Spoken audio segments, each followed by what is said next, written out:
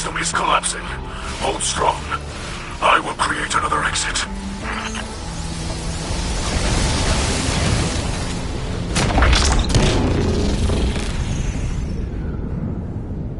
Vex signals are dissipating from your region. They're leaving. Yes. With the core you hold, the secrets of the Vex reveal themselves to us. To study such an artifact would benefit us both. But there is no time. My people must move on if we hope to survive. Mithrax, I saw those who wished to join you dead in the snow. Let them be the last to fall. Come, shelter in our city. You and your people.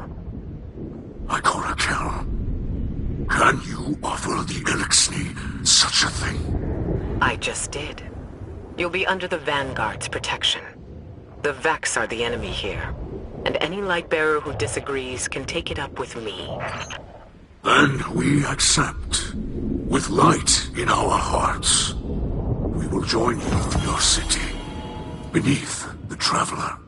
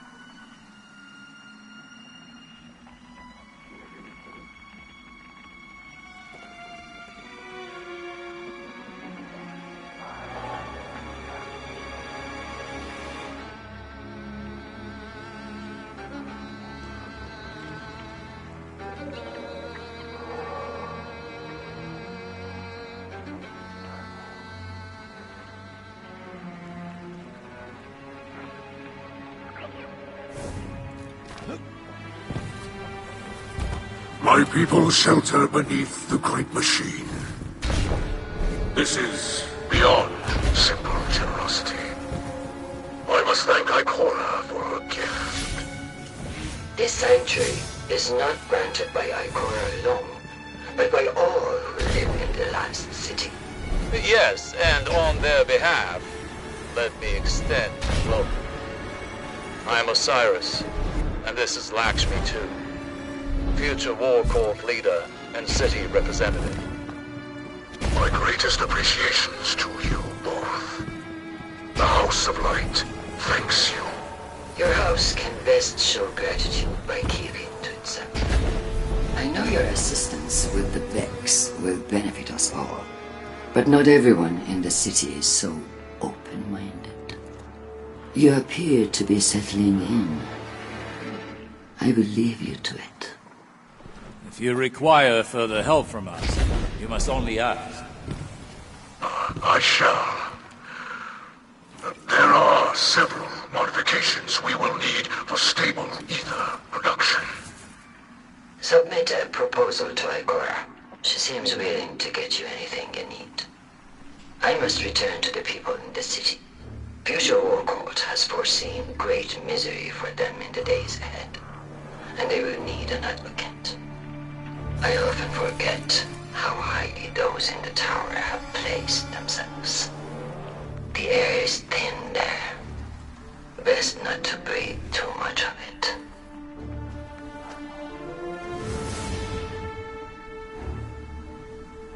You must understand this situation is tense for us all. This encampment perches on the edge of decree and democracy.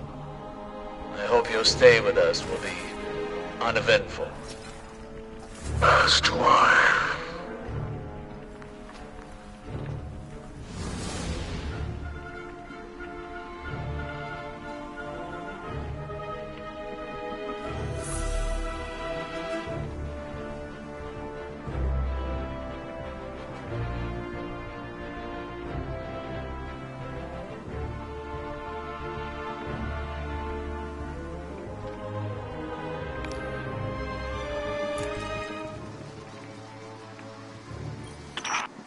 Here lies the remnants of Kel's scourge. A dark period in Elixni history. After the whirlwind, many Elixni were overcome by feelings of hopelessness. They were homeless, hungry, and hunted by guardians and hive alike. So when Civix founded Kel's Scourge, promising to return Elixni to power with ancient weaponry, many were drawn to his call. Though the Scourge claimed to fight for Elixni empowerment, in reality, they represented the final degradation of our culture. A once great interstellar civilization was reduced to an anarchist mob, led by a power-hungry coward. Let ours be a cautionary tale. No matter how enlightened a culture, there are always those who prey on our worst impulses for their own gain.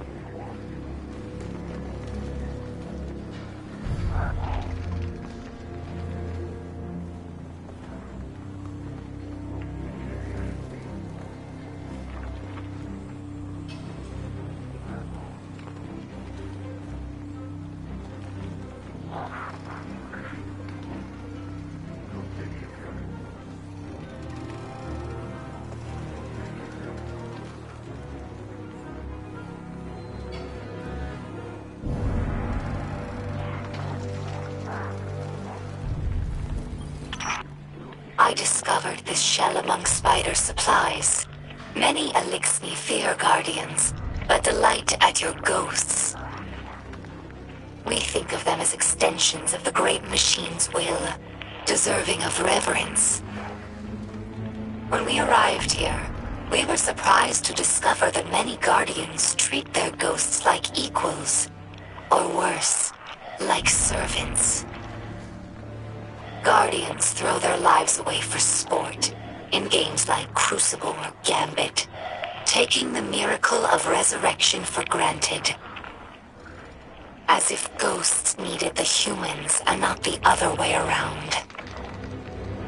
Elixni have had their blessings from the Great Machine, it's true, but we've never known the power that ghosts grant humanity.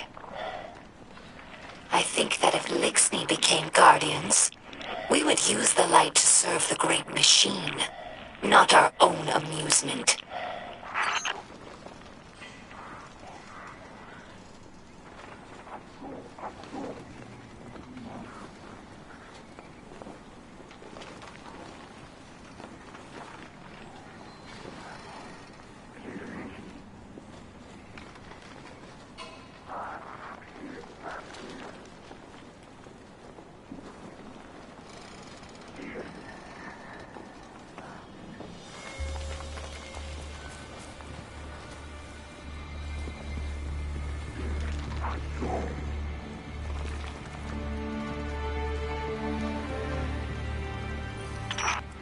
This Shank has been with us for many years.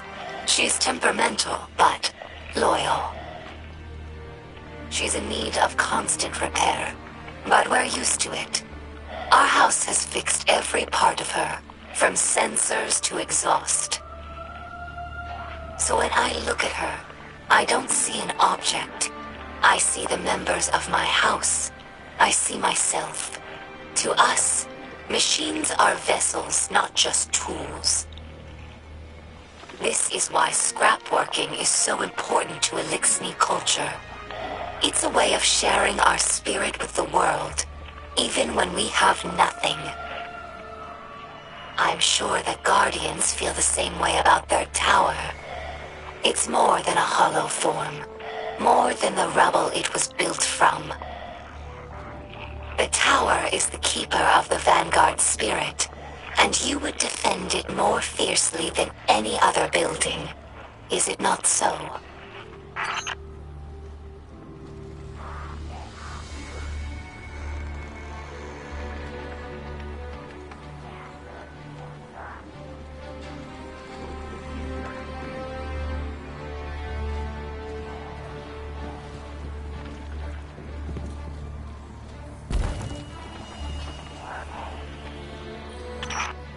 Some Elixni tell hatchlings that these wards keep Guardians from attacking us in our sleep. We know this is not true, of course, but it helps hatchlings to rest peacefully. Soon enough, they must learn that the Guardians cannot be stopped by such things. That they cannot be stopped at all, even by death. After that, the ward changes meanings. For grown Elixni, it's a reminder that the Great Machine blesses life givers and killers alike. But now that we have seen the Guardians among their own people, taking orders and making awkward small talk, I don't think this tradition will continue in the House of Light. We no longer see Guardians as monsters, just people. Frightened and misguided.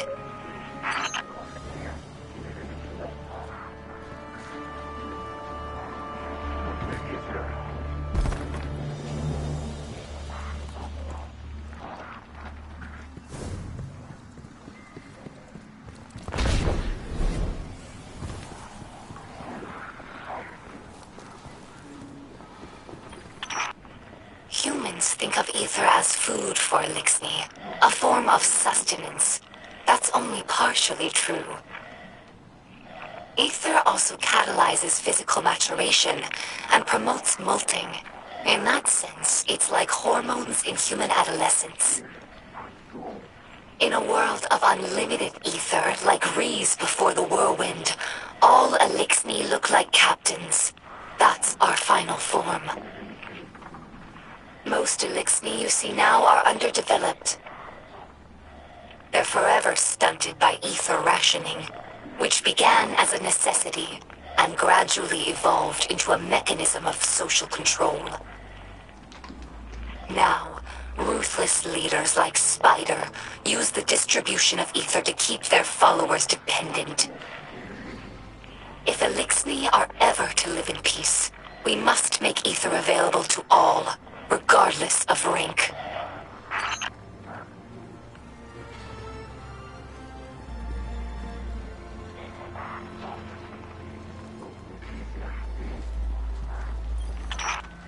Elixni houses are more than tribes for sharing work and resources.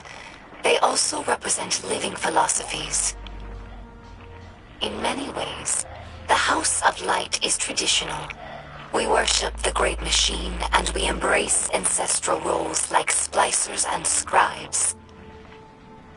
But in other ways, we're different.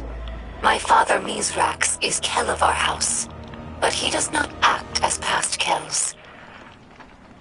He does not take more than his share of ether, and he does not punish by docking limbs. These are radical, but popular ideas in our house. However, Mizrax Kel also believes in peace and cooperation with humanity. This is less popular. Everyone in our house has seen Elixni killed by Guardians.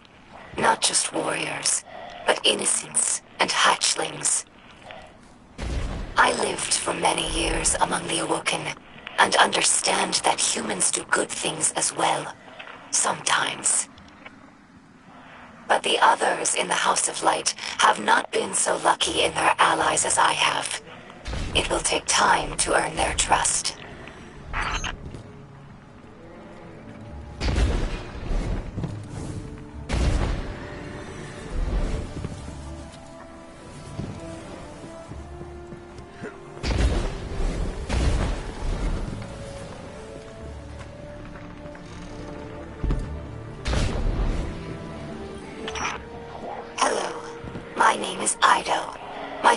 is Mizrax, Kel of our house. I took my name from his awoken friend, Sir Ido. As scribe for the House of Light, it's my job to preserve our house's history, so that hatchlings may one day learn our stories. Mizrax Kel requested that I leave some records for the humans of the last city, so they might learn about Elixni culture in their own time. As he says, inside a ketch, everyone breathes the same air. Though I have doubts that the humans will care to hear our stories, the snipers who look down on us do not seem like the curious types. But the Great Machine has chosen them, so I must give them the benefit of my faith. Hopefully this effort does not go wasted. During our Golden Age, the Elixni civilization spanned many star systems, farther than humanity could imagine. And in all of our exploration, we never found anything more wondrous than the Great Machine. It's one of the few things that all Elixni houses can agree on. That's why shrines like these are made of many small pieces. Each bit was added by a different house. It's a tradition that lasted generations. Most of those houses are now extinct, and their members are scattered. It's funny. I revered the Great Machine all my life, without ever having seen it. And now that it's right overhead, I still look to this shrine for comfort.